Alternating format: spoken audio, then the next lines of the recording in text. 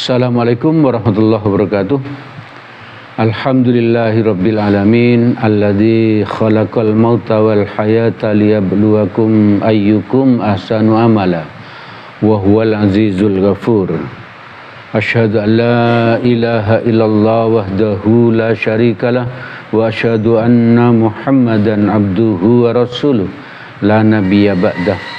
Allahumma shalli ala Muhammad wa ala alihi wa sahbihi wa man tabi'ahum bi ihsanin ila yaumiddin. Jamaah Majelis Taklim yang dirahmati oleh Allah, mari kita terus bersyukur kepada Allah karena Allah telah memudahkan bagi kita untuk bisa ngaji ya. Karena seperti yang sering saya sampaikan, orang ngaji itu kan luar biasa ya, luar biasa. Allah akan menunjukkan jalannya menuju surga bagi orang yang mau ngaji ya. Bagi orang yang mau ngaji itu sabdanya Nabi, saya cuma menyampaikan saja ya. Maka alhamdulillah kita ditolong Allah untuk bisa istiqomah ngaji. Semoga ini bisa istiqomah sampai kelak kita dicabut nyawa. Semoga dalam keadaan husnul khotimah. Amin amin ya rabbal alamin. Jemaah yang dirahmati oleh Allah, di dalam hadis riwayat Bukhari nomor 1903 dari Abu Hurairah radhiyallahu an, hadis ini berkenaan dengan Ramadan ya. Seperti yang kita maklumi bersama bahwa Ramadan sebentar lagi, sekitar sepekan lagi sudah akan berakhir ya. Sudah akan berakhir. Maka setelah Ramadan nanti apa-apa yang kita lakukan di bulan Ramadan itu harus berbekas ya. Harus berbekas. Artinya apa?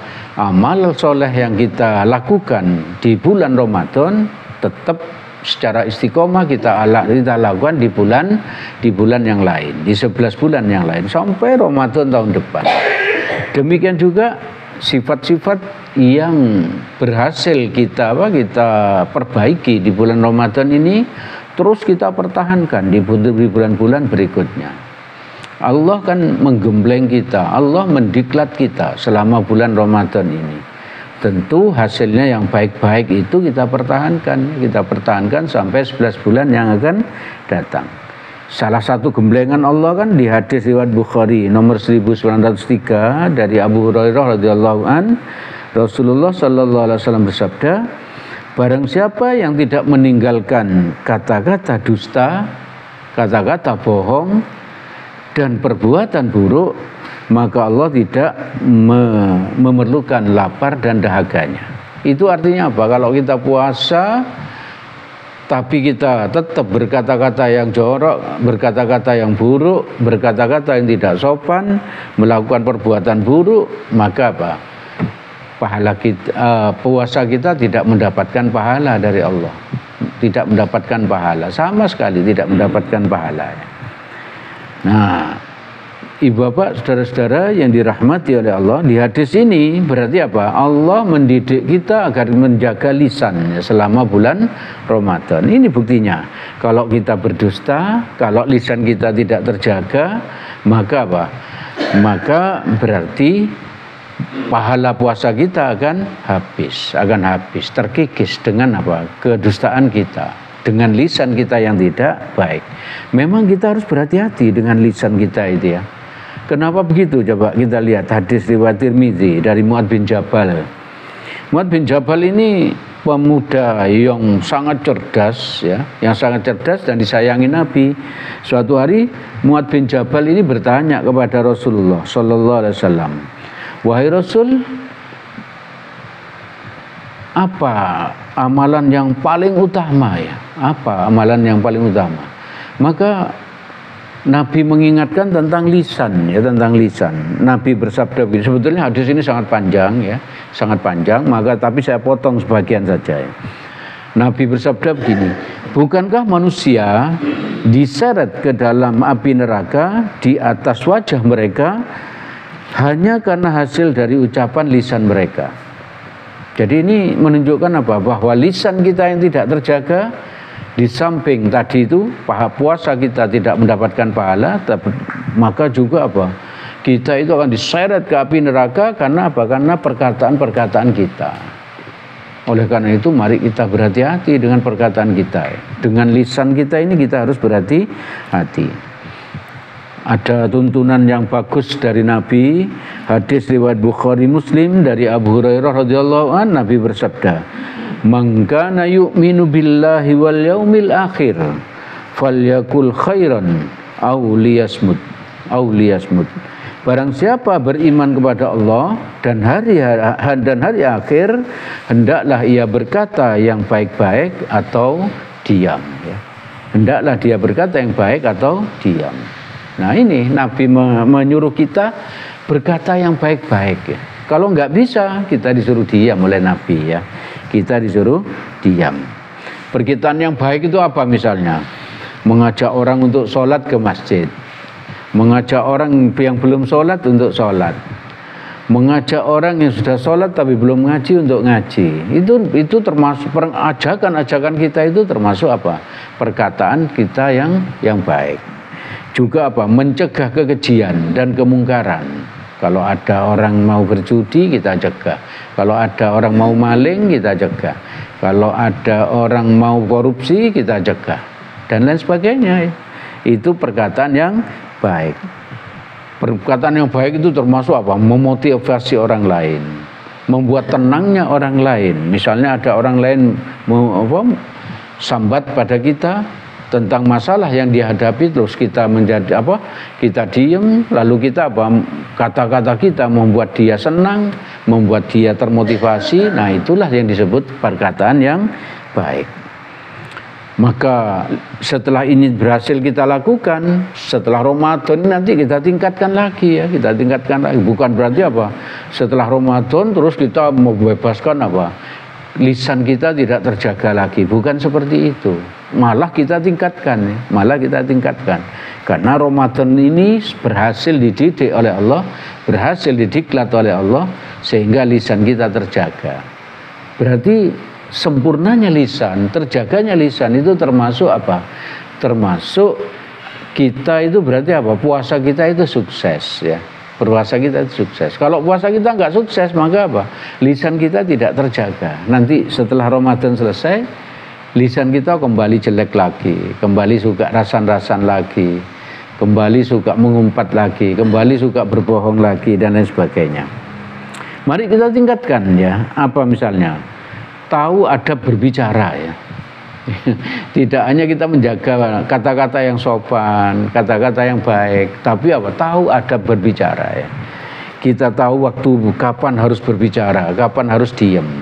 Ya, maka apa? Tidak itu kita tunda ya. Kalau ada perkataan kita yang baik menurut kita, tapi waktunya tidak pas untuk kita sampaikan ya kita tunda dulu.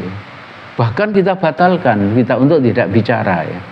Untuk tidak bicara. Ingat apa hadis Nabi tadi, berkatalah yang baik atau diam. Atau ada berbicara itu ketika bicara tidak sok pinter. Orang yang sok pinter kan tidak menghargai pendapat orang lain. Jadi misalnya ada suatu rapat itu, karena dia sok pinter, dia ingin menangnya sendiri, ya. Ingin pendapatnya sendiri yang diterima. Gitu. Tidak seperti itu orang yang beradab di dalam berbicara. Orang yang puasa sukses tidak seperti itu. Tahu adab bicara yang lain itu apabila hal-hal yang kita akan bicarakan itu berupa nasihat atau koreksi dari kesalahan orang, maka jangan disampaikan di depan orang banyak. Jangan disampaikan di orang banyak. Tapi apa? Sampaikan di saat berdua. Minta maaf kepada orang itu yang akan kita koreksi. Maaf ya. Apa yang Anda sampaikan tadi tidak salah. Kalau menurut saya kok begini. Sehingga apa? Orang itu tidak sakit hati ya. Tidak sakit hati. Dan timbul diskusi akhirnya itu. Dan kalau dia memang kata-katanya salah, dia akan minta maaf pada kita gitu. Tidak, tanpa apa? Kita permalukan. Tanpa kita permalukan. Ingat pesannya Imam Syafi'i. Imam Syafi'i itu salah satu ulama yang besar ya. Ulama yang sangat besar. Sampaikan nasihatmu saat dia sendirian. Nah ini nasihatnya Imam Syafi'i. Sampaikan nasihatmu saat dia sendirian. Kalau di depan orang banyak, bagaimana? Ini lanjutan kalimatnya Imam Syafi'i. Dan jangan memberi nasihat ketika banyak orang, karena hal itu merupakan pelecehan. Ya.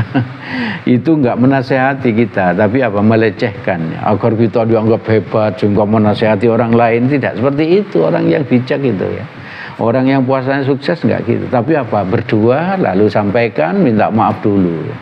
Bukan banyak orang, kamu itu tadi salah. Nah, itu tidak seperti itu. Nanti yang orang yang kita nasihati sakit hati, malah kita dipukuli, malah kita dipukuli.